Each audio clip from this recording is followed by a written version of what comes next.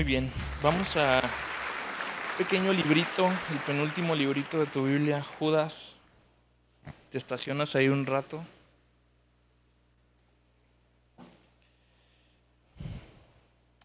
Como que el mensajito de hoy va a estar medio,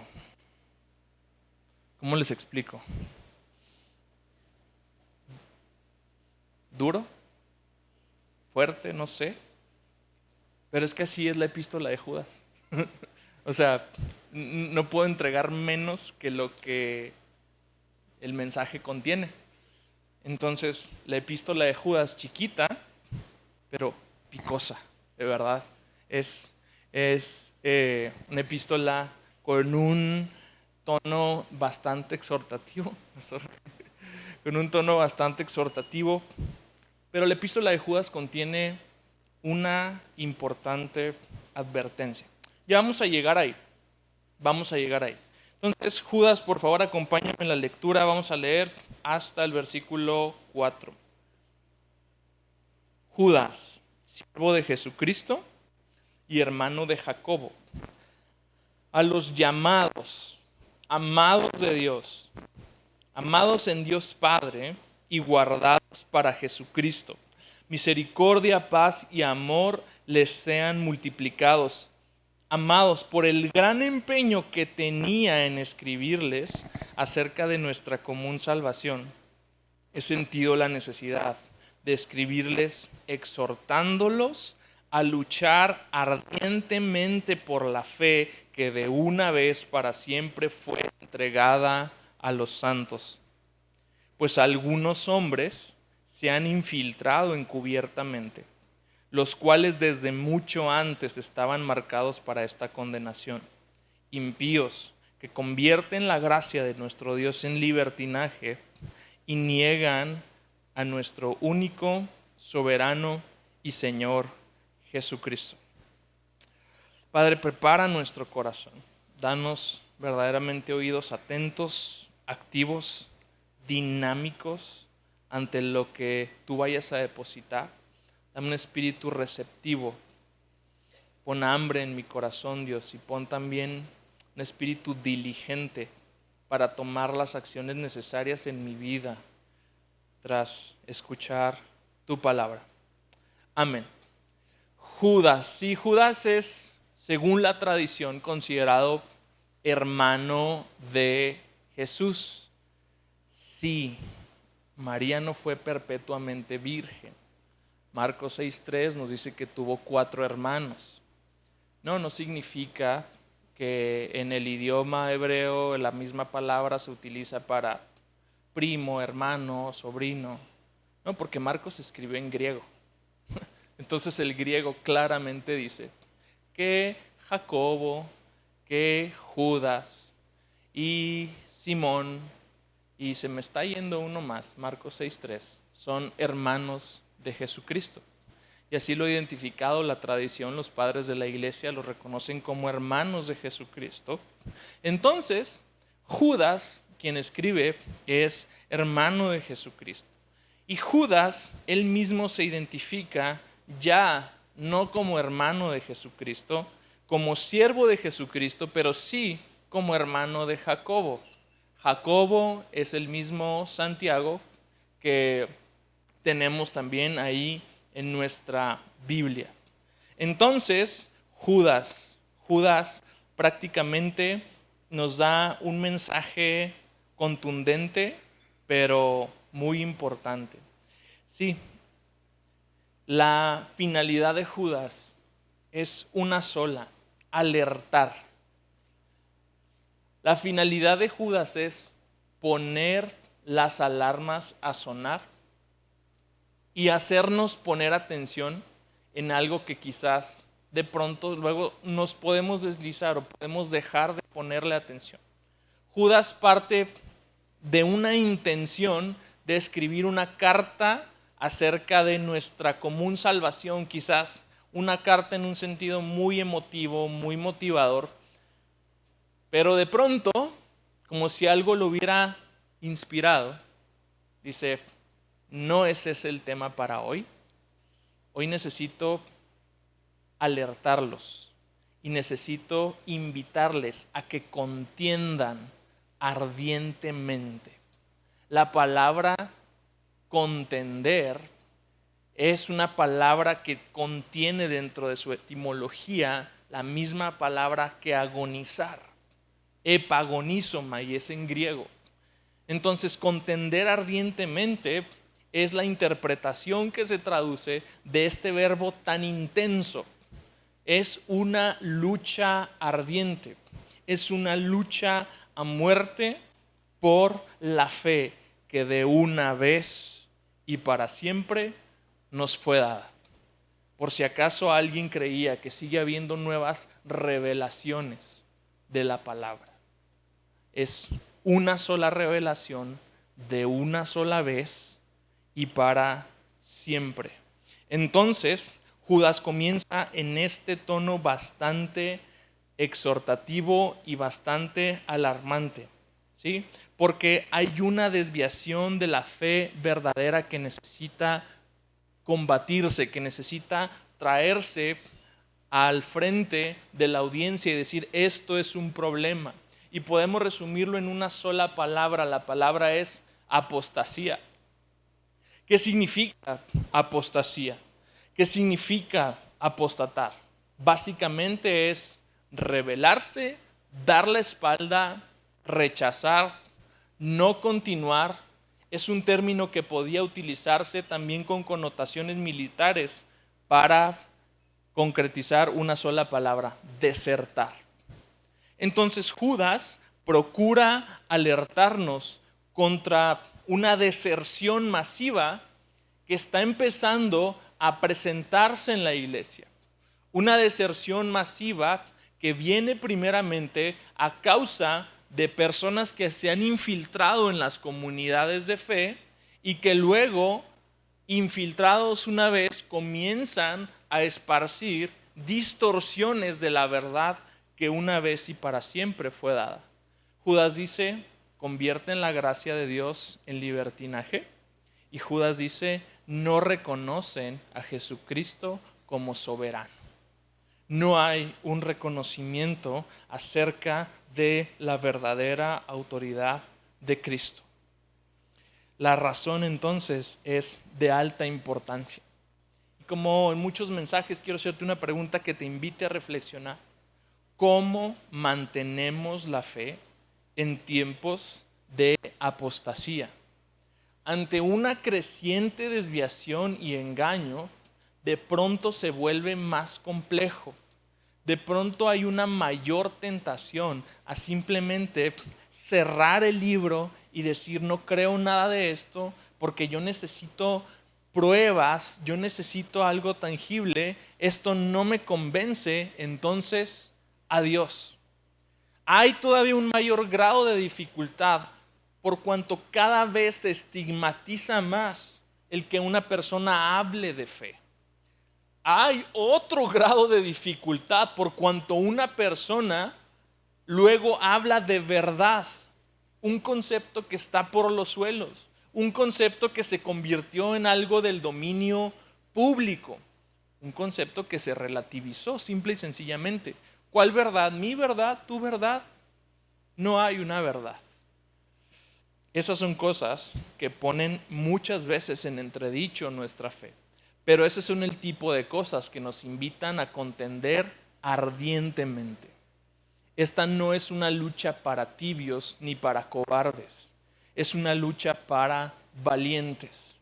Aquellos que Dios ha convencido, aquellos que Dios ha llamado, que Dios ha amado, que Dios ha guardado y que dicen, esto es verdadero. Esta pregunta es sumamente relevante para nuestra época. Así que partiendo de esta pregunta voy a dividir este mensaje en dos partes. Spurgeon decía que la apostasía comienza en el corazón antes de evidenciarse en la conducta. Entonces, en la primera parte quiero que prestemos atención hacia adentro y en la segunda parte quiero que empecemos a generar discernimiento hacia afuera. Primero examinamos nuestro corazón y luego examinamos lo que nos rodea y vamos adquiriendo sabiduría y discernimiento para poder escuchar, pero retener lo bueno y desechar lo que es falso, para que podamos probar los espíritus y determinar cuáles de esos espíritus no corresponden a la verdad de Dios. Entonces, sencillamente comenzamos con los primeros 3 ejemplos que Judas da en el versículo 5. 3 ejemplos de apostasía. Judas está muy interesante porque Judas siempre da 3 de algo. 3 ejemplos de muchas cosas. En esos 25 versículos siempre Judas está dando tercias. En esta primera tercia, Judas habla de casos reales de apostasía. El contenido de Judas es sumamente judío. Su audiencia es súper judía y utiliza ejemplos súper de la tradición histórica judía para tratar de generar esta conciencia. Entonces, los 3 ejemplos que Judas está dando a continuación son sumamente familiares para su audiencia. 3 ejemplos de apostasía, 3 casos en donde estos grupos, ojo, que se refiere a grupos. Primeramente, Judas da esta advertencia en un tono grupal. Estos 3 grupos se apartaron, se rebelaron por distintos motivos, pero finalmente el destino fue el mismo. Entonces, primer caso, Judas, versículo 5. Y el primer caso es Israel. Ahora, quiero recordarles a ustedes, fíjate cómo Judas dice, ya saben, pero algo me está impulsando a traer esto a la palestra y decir, necesitamos poner esto sobre la mesa. Quiero recordarles a ustedes, aunque ya definitivamente lo saben todo, igual que ustedes, que el Señor, habiendo salvado al pueblo de Israel, obviamente, de la tierra de Egipto, destruyó después a los que no creyeron. Primer caso de apostasía, Israel en el desierto. Motivo, incredulidad. En el camino hacia la tierra prometida, mientras el pueblo de Israel estaba en el desierto, en muchas ocasiones se rebelaron contra Dios. En muchas ocasiones tentaron a Dios. Y eso, aunque originalmente los había sacado con grandes maravillas, eso definitivamente era una contradicción porque el pueblo había visto a Dios, pero aún así se seguía rebelando en contra de Dios. ¿Por qué se seguía rebelando si ven la columna de fuego, si ven la nube, si ven codornices caer del cielo, si ven el agua de la roca? Con una evidencia tan gráfica, una evidencia tan descarada de que Dios estaba con ellos y de que Dios los estaba guiando hacia la tierra prometida, ¿por qué seguía presentándose esta desviación y esta queja? Una sola palabra, incredulidad. Después de todo lo que veían, el pueblo simple y sencillamente decía, ¿será o no será? No, ya no lo vi ahora. Y como ya no lo vi hoy, entonces desacredito lo de ayer. Y era un continuo desacreditar la obra de Dios en ellos. Muchas veces nosotros fallamos en mantener una fe que persevere, una fe que vaya constantemente cobrando fuerza en lugar de irse debilitando. A veces nuestra fe es tan débil que necesita constantemente sentir, a ver qué milagrito recibo hoy, a ver qué milagrito veo mañana, sin saber que el sol resplandezca el día de mañana sobre tu cara ya es un milagro. Entonces, el milagrito nos van condicionando a estar con la mano estirada de Dios hacia Dios, esperando que si no recibimos algo, entonces no vamos a creer. De alguna forma, el fracaso del pueblo de Israel en creerle a Dios acerca de lo que estaba por venir fue debilitando su fe. Y ese es un tema sumamente puntual para nosotros, porque nuestra fe tiene un ancla pasada en lo que Jesucristo hizo, murió y resucitó y ascendió, y tiene un ancla futura, lo que Él va a hacer y lo que está por venir. Sin esas dos anclas, cuando somos incapaces de seguir cobijando en nuestro corazón la idea de lo que vendrá, la idea del presente siglo versus el siglo venidero, entonces muy pronto la fe comienza a disminuir. Destruyó a los que no creyeron. ¡Qué fuerte! La fe es de importancia vital y debemos, con la ayuda de Dios, continuar creyendo. Y la manera en cómo tú y yo evidenciamos nuestra fe es muy sencilla. Es a través de la obediencia. ¿Cómo puedo decir que sigo teniendo fe en las promesas? ¿Cómo puedo decir que sigo confiando en lo que está por venir? Que este mundo, este bagaje por el desierto, en algún momento ha de terminar y que voy a llegar a la tierra prometida. Obediencia. Es la única cosa que Dios espera de nosotros. Porque si yo le creo, entonces yo puedo obedecer.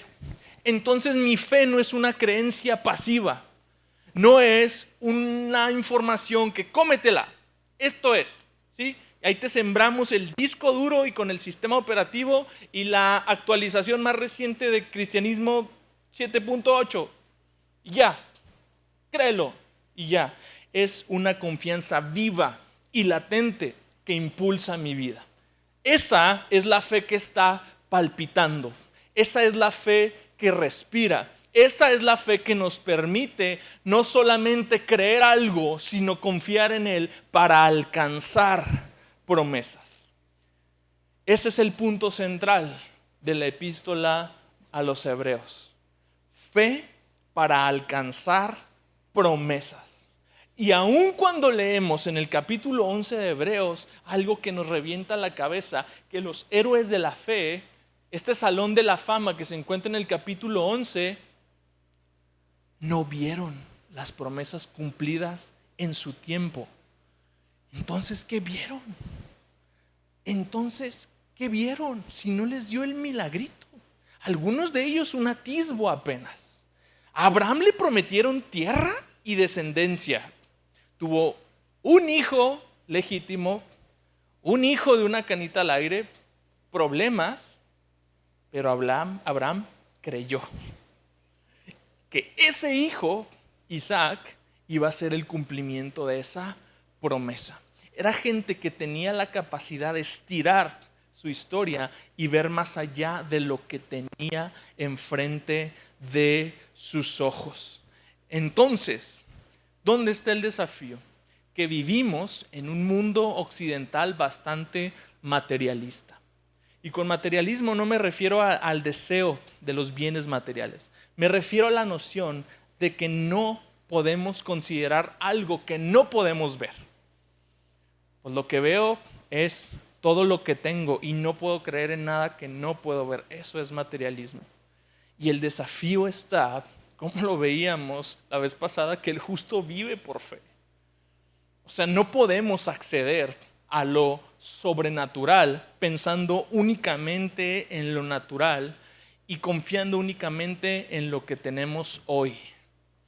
Nuestra fe, nuestra mente, nuestra alma necesita confiar en algo más lejano, más excelente y que requiere toda una vida para alcanzarse. Y ve el proceso y cómo el autor de Hebreos le hace una radiografía al pueblo de Israel y saca una advertencia en el mismo tenor que Judas para nosotros. Tengan cuidado, hermanos, no sea que en alguno de ustedes haya un corazón malo de incredulidad para apartarse del Dios vivo. Ojo, porque no se nos habla de una simple duda. La duda muchas veces es lo que permite que luego podamos caminar hacia la fe. Yo tengo dudas y muchos a veces tenemos dudas en situaciones concretas. Esto nos está hablando ni de dudas ni de ignorancia. esto nos habla de un corazón malo de incredulidad. Una vez debatían William Lane Craig y Christopher Hitchens, uno de los ateos más famosos en su tiempo. Famoso porque era les decían los 4 jinetes, ¿no? 4 ateos muy renombrados en los 90s, principios del 2000. Y Hitchens simplemente estaba en una negación pura y dura. Y le pregunta el moderador del debate, ¿qué es lo que necesitas ver para creer? Y Hitchens empieza a decir, bueno, si de pronto yo abro la puerta de mi casa y hay una nube y hay relámpagos y alguien sale de entre la nube y le dice, Christopher, yo soy Jesús. Y William Lane Craig lo interrumpe y le dice, entonces vas a decir que fue una alucinación. Y todos se ríen, hasta el mismo Hitchens. ¿Por qué? Porque cuando hay un corazón malo de incredulidad, no vas a creer con nada. Basta ya de este argumento de es que si Dios fuera más evidente, Dios ha sido evidente. La revelación de Dios, según Romanos 1:18 en adelante, es evidente para todos desde la creación del mundo. Y no solamente la existencia de Dios, sino sus atributos eternos. Las cosas invisibles de Dios se hacen claramente visibles. Entonces el corazón malo de incredulidad ve y todavía no es convencido. Entonces es una cuestión de el corazón. No es un punto de duda, es una vocación a decir no creo porque no quiero creer, lo que pone en riesgo nuestras vidas, riesgo de apostatar. Entonces, dice el autor de Hebreos, exhórtense los unos a los otros cada día, mientras todavía se dice hoy, no sea que alguno de ustedes sea endurecido por el engaño del pecado. Versículo 14, Hebreos 3:14, porque somos hechos partícipes de Cristo si es que retenemos firme hasta el fin el principio de nuestra seguridad. Me voy a saltar al versículo 19, dice el autor, vemos pues que no pudieron entrar, ¿a dónde? A la tierra prometida a causa de su incredulidad. Continúa el capítulo 4. Recuerda que es un solo texto en la carta, no había originalmente capítulos ni versículos. Entonces se sigue desarrollando la misma línea argumentativa. 4:2. Porque en verdad, y ahora está hablando de la aplicación presente del ejemplo de Israel, ¿cómo lo aterrizo yo? Porque en verdad a nosotros se nos ha anunciado las buenas nuevas, como también a ellos. Pero la palabra que ellos oyeron no les aprovechó por no ir acompañada por la fe en los que la oyeron. Ellos recibieron todo lo mismo que nosotros, vieron lo mismo que nosotros y no había fe. Entonces, como no había fe, nunca hubo fe, sino solamente un corazón malo de incredulidad, resultado, quedaron en el desierto. Caso número 2. Adiós. Y a los ángeles que no conservaron su señorío original, Judas 6, sino que abandonaron su morada legítima, los ha guardado en prisiones eternas, bajo tinieblas, para el juicio del gran día. ¿Qué? ¿Ángeles? Sí, ángeles. Es difícil saber a qué se está refiriendo Judas, pero tenemos 2 referencias de ángeles revelándose. Génesis 6 y Apocalipsis 12. Y si me permiten mi opinión, es exactamente lo mismo, narrado desde 2 puntos de vista distintos. Una sola rebelión de ángeles, que sabemos que terminó con Lucifer cayendo del cielo. Entonces, Judas trae el ejemplo porque sabe cómo en el imaginario colectivo de los judíos, el ángel tiene una perspectiva muy exaltada. Los ángeles Entonces Judas pretende que su auditorio sienta una verdadera preocupación, decir, los ángeles apostataron. ¿Por qué apostataron los ángeles? Motivo: rebelión. Israel 1, incredulidad. Ángeles 2, rebelión. Los ángeles habían conocido a Dios en plenitud.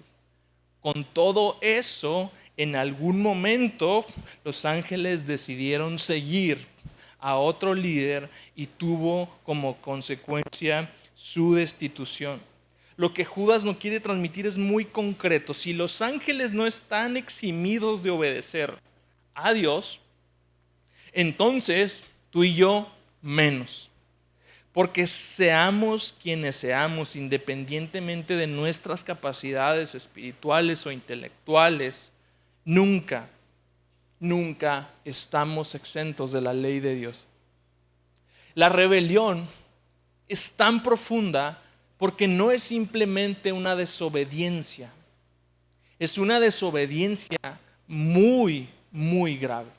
La desobediencia pura y dura atenta contra la ley de Dios, pero la rebelión atenta contra el trono de Dios mismo, contra su autoridad. La desobediencia tiene un nivel donde pueda atentar contra su justicia y su santidad, pero la rebelión es verdaderamente tomar el trono nosotros, la autoridad nosotros, y decir, se hace lo que yo creo y lo que yo digo. Esta semana un artista tuvo su bebé. Obviamente siempre la pregunta es el género del bebé. Parece niño, pero trae cobija rosita y le puso, creo que, nombre de niña. ¿Cuál fue la respuesta de ella? Dice, a mí nadie me dice qué género es mi bebé, yo se lo voy a asignar. Ese es el fruto de un corazón rebelde, ¿sí? Eso es una pequeña biopsia de un problema mucho más grande, de un problema sistémico mucho más complejo que algo tan banal como ese tipo de comentarios que a veces ni siquiera tienen fondo, llamar la atención nada más.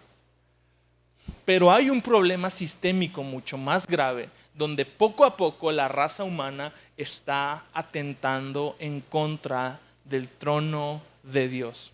Y nosotros estamos tomando en nuestras manos cosas que no nos corresponde tomar, actitudes completamente rebeldes hacia Él, y eso nos pone verdaderamente en entredicho. Sí, cuando la moralidad se convierte relativa y cuando nosotros empezamos a escribir o reescribir las leyes de Dios y nosotros empezamos a determinar lo que es bueno y no en función de lo que Él dice que es bueno, empieza a sembrarse la semilla de la rebelión. Y aquí viene este versículo en Hebreos que ha despertado también muchas dudas en el pueblo de Dios. Es Hebreos 6:4. Dice, porque en el caso de los que fueron una vez iluminados, que probaron del don celestial, fueron hechos partícipes del Espíritu Santo, que gustaron la buena palabra de Dios y los poderes del siglo venidero, pero después cayeron, es imposible. Codea al que tienes enseguida porque no estén durmiendo. Es imposible renovarlos otra vez para arrepentimiento, puesto que de nuevo crucifican para sí mismos al Hijo de Dios y lo exponen a la ignominia pública. Porque la tierra que bebe la lluvia que con frecuencia cae sobre ella y produce vegetación útil a aquellos por los cuales es cultivada, recibe la bendición de Dios. Pero si produce espinos y cardos, no vale nada, está próxima a ser maldecida y termina por ser quemada. ¿Qué onda con ese texto? Dice entonces que no tenemos seguridad de salvación. Dice entonces que puedo caer en algún momento después de haber caminado con Cristo y nunca regresar? No. Pero déjame ponerte en perspectiva a lo que se refiere ese texto, que no es menos serio de lo que estamos leyendo. Básicamente, Hebreos 6 nos dice que no se puede perder la salvación, pero se puede fingir. Pregúntale a Judas. Judas es el caso del apóstata perfecto. ¿Estuvo caminando con Jesús? Sí. ¿Estuvo escuchando las enseñanzas de Jesús? Sí. ¿El maestro le daba de comer en la boquita? Sí. El maestro lo mandó con los 70 y junto con los 70 vieron cómo el diablo se le sujetaba. Sí. Regresó con gozo junto con los 70. Sí. ¿Y qué pasó con Judas entonces? No puedes perder la salvación, pero puedes fingirla. Porque para entender el contexto en el que nos está hablando Hebreos, el versículo 7 es crucial. 7 y 8 nos dicen exactamente a lo que se refiere el autor. Porque la tierra que bebe la lluvia que con frecuencia, ojo, bebe la lluvia que con frecuencia cae sobre ella y produce vegetación útil a aquellos por los cuales es cultivada, recibe bendición de Dios. Pero si produce espinos y cardos, no vale nada. Aquí encontramos el secreto de las enseñanzas de Jesucristo materializado en la salvación de una persona. Por su fruto lo vamos a conocer. Esta es una tierra. Hebreos le escribe a dos clases de audiencias, de la misma forma que Judas escribe a una audiencia contrastando con otra. Pero aquí hablamos de una tierra que bebe el agua y que cuando bebe el agua produce vegetación útil. Pero esta es otra tierra que aunque bebe el agua produce cardos y espinos. Es una tierra mala. Cuando hablamos de un corazón que es iluminado, que tiene una probadita del Espíritu Santo, que tiene una probadita del poder de Dios, pero solamente produce fruto malo, estamos hablando de un corazón que está apostatando. ¿Y a qué nos referimos con fruto malo? Voy a leer rápidamente Gálatas 5:19. Dice: las obras de la carne son evidentes. Inmoralidad, impureza, sensualidad, idolatría, hechicería. Dice, no, pues son muy fuertes. Y luego las que siguen, y estas las pone en plural. Enemistades, en plural. Imagínate una persona que dice que conoce a Cristo, pero produce sistemáticamente enemistades, produce sistemáticamente pleitos, sistemáticamente celos. Es una maquiladora de puro mugrero. Celos, enojos, rivalidades, disensiones, herejías, envidias, borracheras, orgías y cosas semejantes. ¿Cómo una vida puede decir que fue salva si sistemáticamente está produciendo un fruto que no tiene nada que ver con la salvación? Claro, un reloj descompuesto da la hora al menos 2 veces correctamente al día, ¿sí o no? Sí. Entonces, no, pero este es el sello de una vida que no ha sido salva. En plural. Eso es lo único que se está produciendo. ¿Cómo entonces nos está transmitiendo el autor de Hebreos que es imposible que estas personas se arrepientan? Bueno, porque cerramos Hebreos 6:9 y cierra este versículo que nos ayuda entonces a interpretar el 4 y lo que empezó. Pero en cuanto a ustedes, amados, amados, aunque hablemos de esta manera, estamos persuadidos de las cosas que son mejores y que pertenecen a la salvación. Es decir, estamos persuadidos entonces que hay cosas mejores que una simple iluminación. La iluminación es simplemente que una persona pueda entender intelectualmente la verdad del Evangelio, pero no habla de que esa verdad está actuando en su vida y lo está transformando.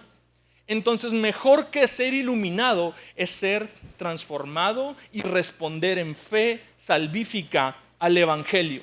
Si no, no es nada más asentir y decir, sí, sí es cierto. Es que esa verdad sostiene mi vida y me ha salvado. Mejor que una probadita del don celestial es una participación constante con el Espíritu Santo, donde sé que yo soy templo del Espíritu Santo, por cuanto el Espíritu Santo actúa por mí, actúa en mí y actúa a través de mí. Eso es mejor que recibir una probadita nada más. Sí, mejor que gustar la buena palabra, también como dice Hebreos, y un poquito, una probada de los poderes del siglo venidero, es ser transformado por la palabra y dejar que esos poderes se manifiesten todos los días en mi caminar en este mundo. Entonces sí, el autor de Hebreos nos habla de un perfil, un tipo de persona que parece, pero no es. Que parece que tiene una probadita, que tiene un algo, pero no está persuadido de cosas mejores. Pero el fruto sistemáticamente solamente da a luz puro mugre. Caso número 3, y es todavía un caso más grave: Sodoma y Gomorra. Y esto es una inmoralidad impenitente. El ser impenitente simplemente indica una resistencia al arrepentimiento. Todos luchamos y todos pecamos y todos caemos y todos fallamos. Pero la dureza, el cinismo, el creer que Dios puede ser burlado es lo que caracterizó a la ciudad de Sodoma. Entonces ellos apostataron porque hicieron de la inmoralidad su característica de vida. Realmente la inmoralidad es algo que siempre es el último síntoma de algo que ya está pasando en el corazón. Y de alguna manera Judas intenta que prestemos atención y que seamos conscientes, porque de pronto la iglesia moderna comete un error. Buscamos legitimar prácticas inmorales. Ahí es donde la cosa se pone fea. Y ya tienes, no quiero decir marcas, pero ya tienes, tanto dentro del protestantismo como dentro del catolicismo, varias iglesias y denominaciones enteras tratando de legitimar la inmoralidad.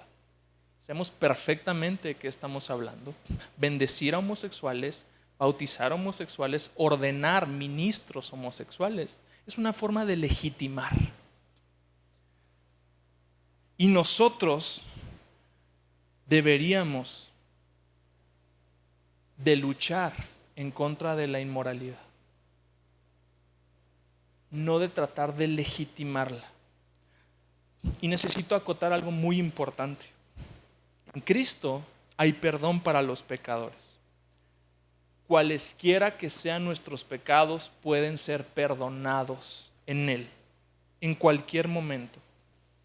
No hay pecado chico, no hay pecado grande, aunque las consecuencias sí son diferentes definitivamente.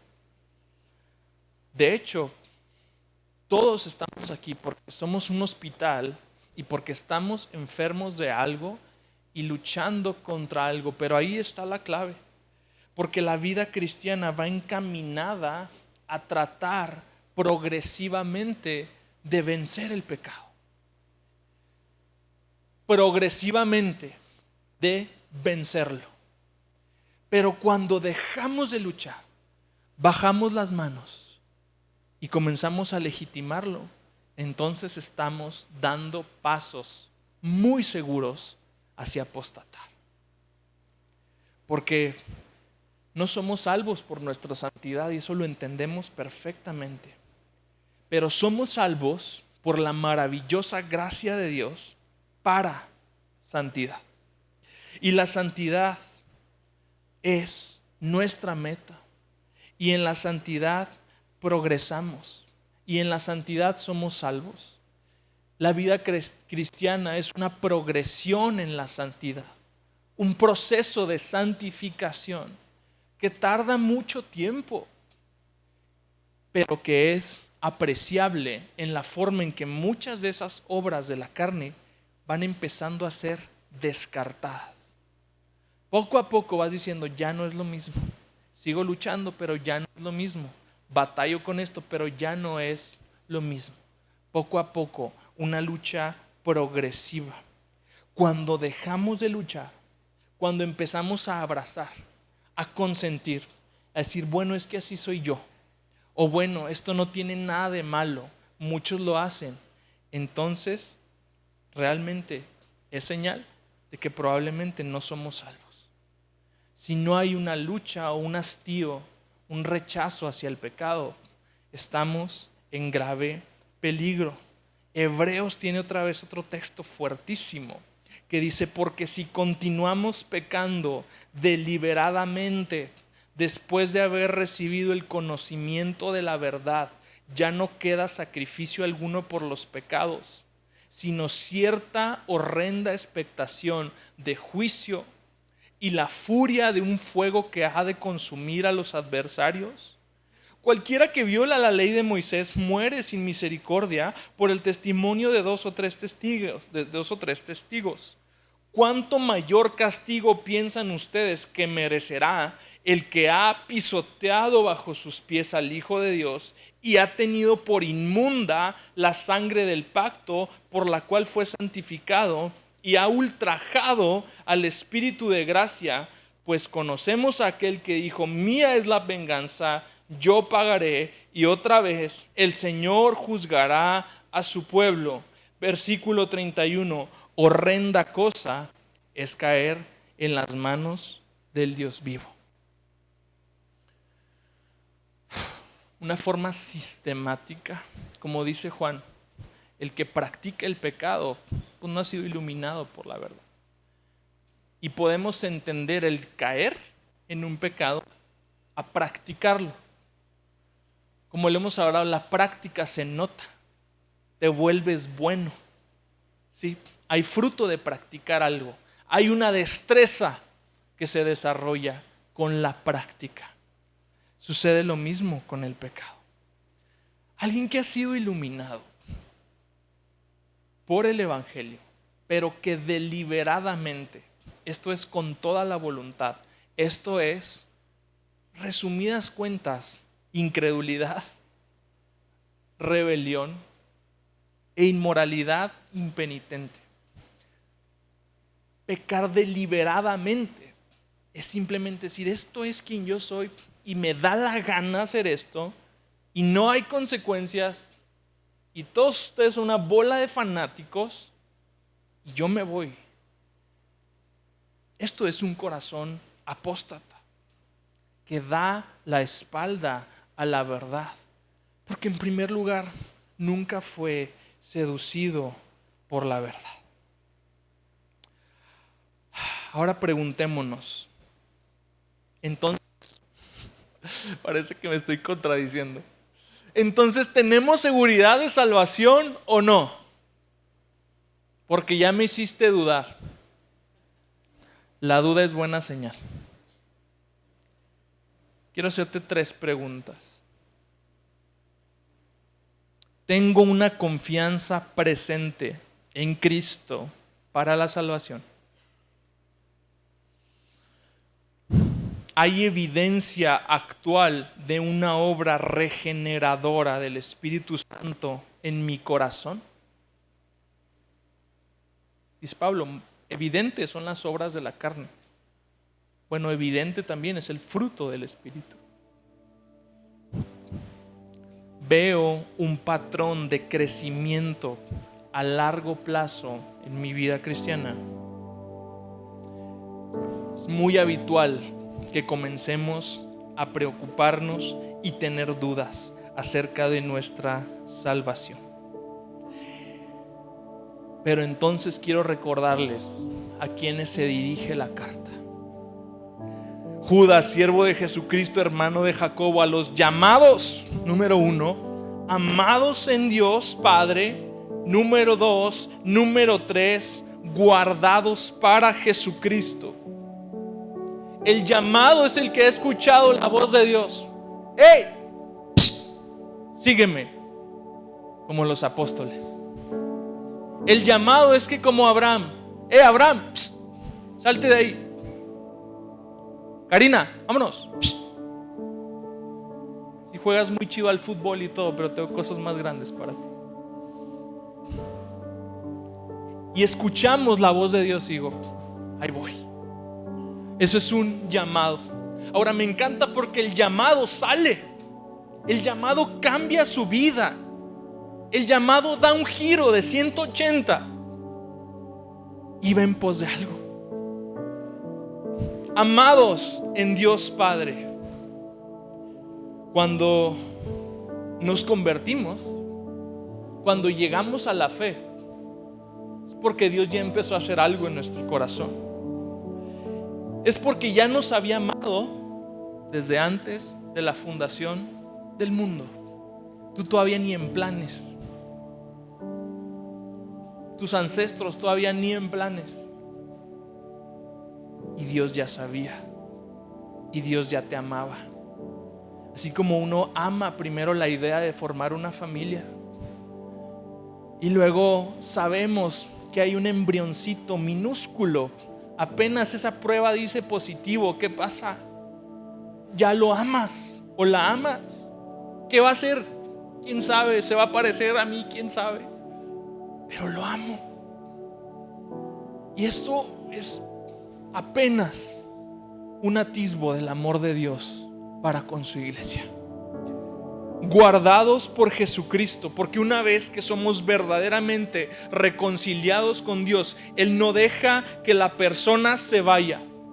Él nos va a guardar. Y el agente para la preservación de su pueblo es Jesucristo mismo. Y por eso la palabra nos habla de que tenemos un sumo sacerdote que puede compadecerse de nosotros. Y por cuanto puede compadecerse de nosotros, de nuestra debilidad y nuestra vulnerabilidad, puede decirle al Padre: Padre, fíjate en mi justicia, no te fijes en su inmundicia. Pues por mis obras. Y descansamos en esa paz. Porque abogado tenemos para con el Padre. Sí, ese abogado nos guarda y nos defiende. Pero Juan 10 lo define de una manera exquisita. Juan 10:2, escucha con mucha atención. Pero el que entra por la puerta es el pastor de las ovejas. A este le abre el portero y las ovejas oyen su voz. Llama a sus ovejas por nombre y las conduce afuera. Cuando saca todas las suyas, va delante de ellas y las ovejas lo siguen porque conocen su voz.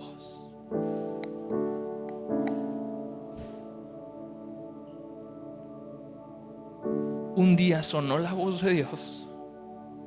Un día Él te llamó y Él se pone delante. Venzamos ya este estigma de ser siempre la oveja perdida. Es que Él va a venir por mí y siempre aquí ando yo de rebelde. Brother, Él va delante de sus ovejas y sus ovejas lo siguen. Escuchan su voz. Es la voz del buen pastor la que va guiando los pasos de las ovejas. No es por aquí, hijo. Salte de ahí. Rompe ahí. Deja eso. Ama esto. Conóceme más. Y el buen pastor va guiando a sus ovejas. Entonces ahí tenemos llamado. Versículo 14 de Juan 10 todavía se pone mejor. Dice: yo soy el buen pastor y conozco mis ovejas y ellas me conocen. Hay más de 10 verbos para la palabra conocer, pero Juan es bien cuidadoso en utilizar el verbo más perfecto que hay, el verbo ginosco. Y ginosco es conocer íntimamente, como quien conoce a alguien en una relación estrecha, íntima y amorosa. Entonces somos amados también por Él, porque nos conoce. Al igual que el Padre me conoce, yo conozco al Padre. Hay una íntima relación, Padre, Hijo, Espíritu Santo, la preciosa Trinidad y sus ovejas. Y doy mi vida por las ovejas. Porque fue el mismo Jesús el que dijo: nadie tiene mayor amor que este, uno que da la vida por sus amigos. Llamados, amados. Versículo 27 de Juan 10: mis ovejas oyen mi voz. ¿Sí? Está resumiendo Jesús. Yo las conozco y me siguen.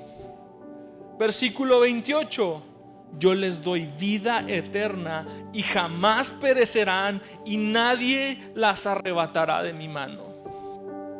No sé si has oído alguna vez de la doctrina bíblica de la perseverancia de los santos, pero es sencillamente Juan 10 para la vida diaria.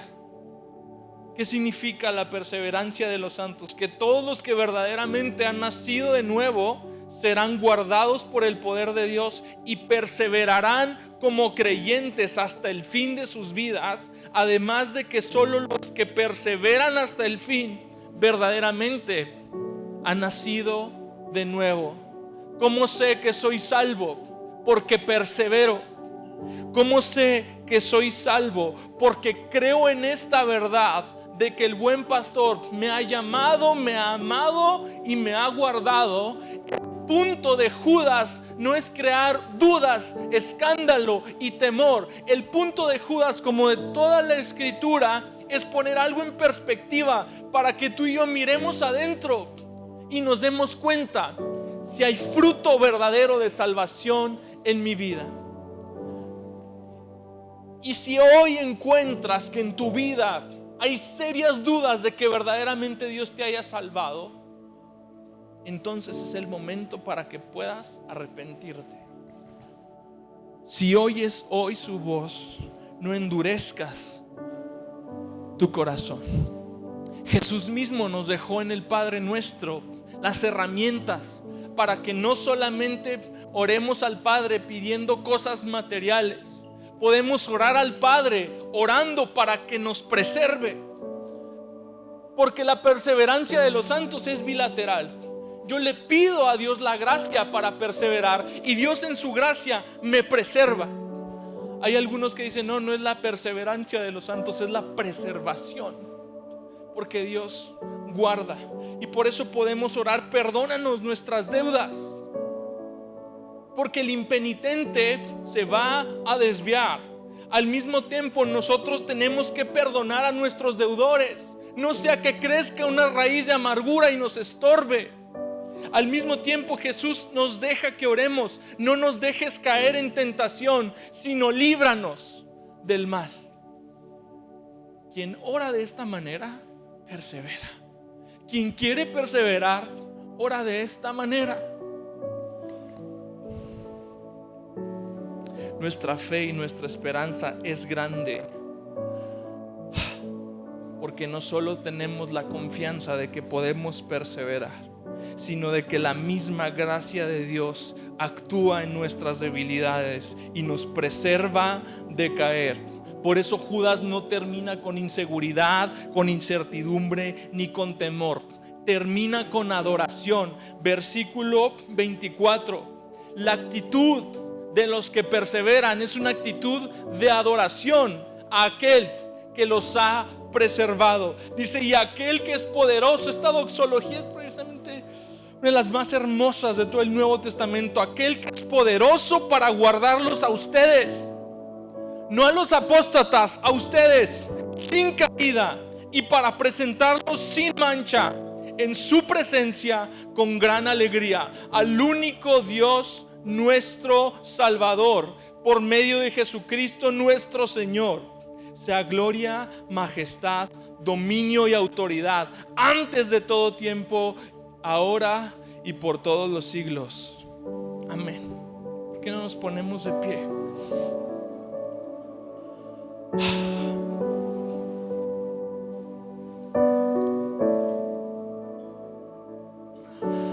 Yo creo que hay varias formas en cómo respondemos a esta verdad.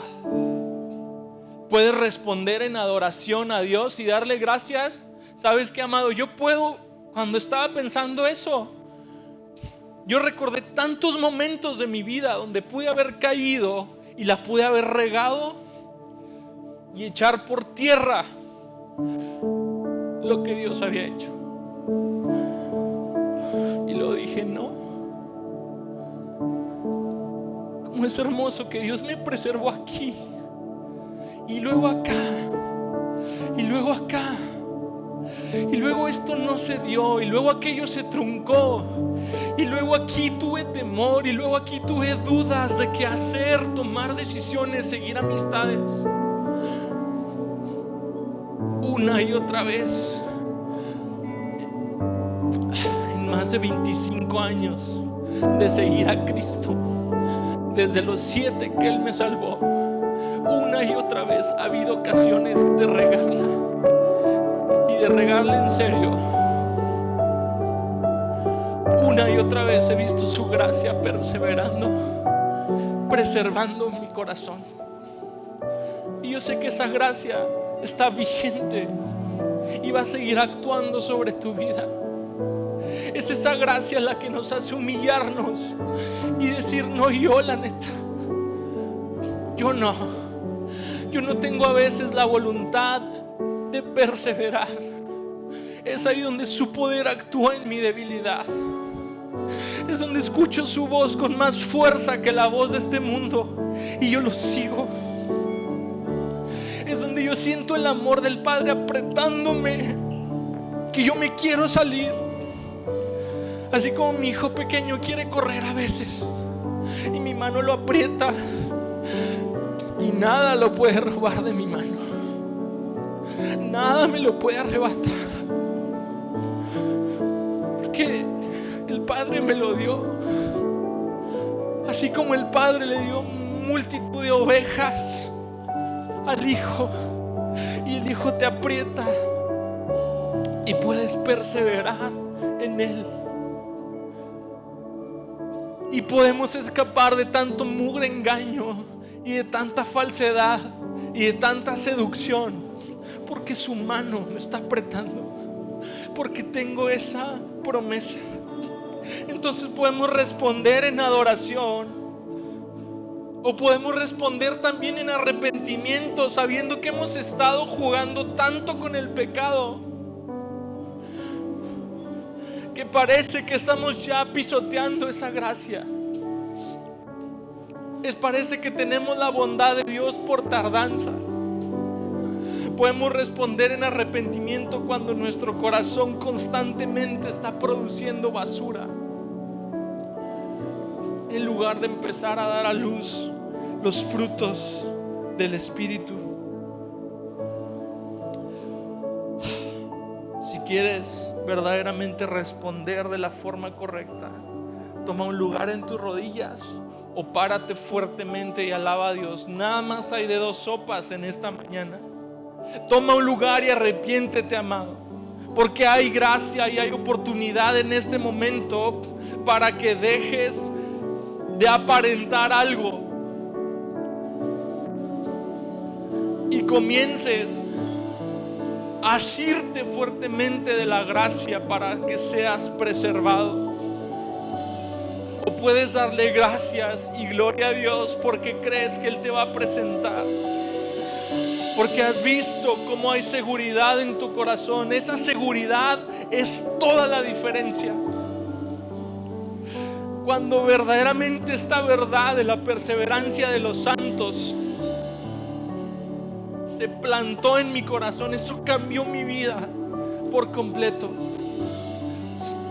Porque no podemos vivir paralizados por el miedo a perder nuestra salvación, porque también eso es falta de fe, porque también eso es legalismo, porque también eso es vivir fuera de la gracia. Pero hay la posibilidad de perseverar, porque su gracia es más grande que mi inmundicia, porque su gracia es mayor que mi debilidad.